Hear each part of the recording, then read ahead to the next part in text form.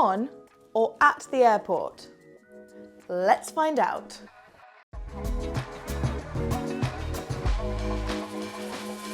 Hello and welcome back to Prepositions with Georgie from BBC Learning English.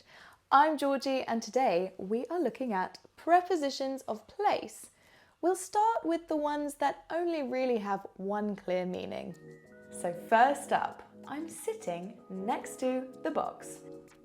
Whoa, in front of the box. Okay, next to the box again, and I'm behind the box, and I'm in front of the box. Now I am under the box. Oh no, I'm stuck under the box. Okay, the box is above my head. The box is above my head. Okay, what's happening now? Oh, now I am dancing between the chair and the box.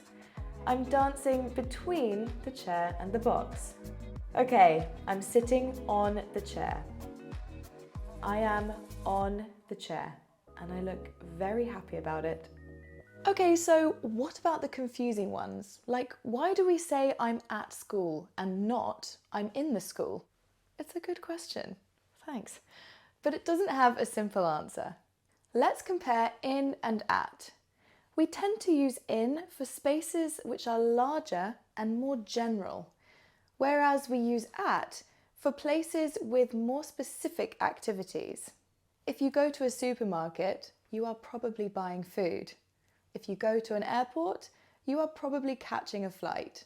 But it's not always that easy. Look at these weird examples. We say I'm in the office, but I'm at work. We say I'm in the house, but I'm at home. Why? It's best not to question it. Just memorize the combinations through a lot of practice and exposure to the language. I'm sorry, there's no fast track. But I will help you as much as I can, so come back to BBC Learning English for the next episodes. And in the meantime, check out the website and download my worksheet to practice. See you next time.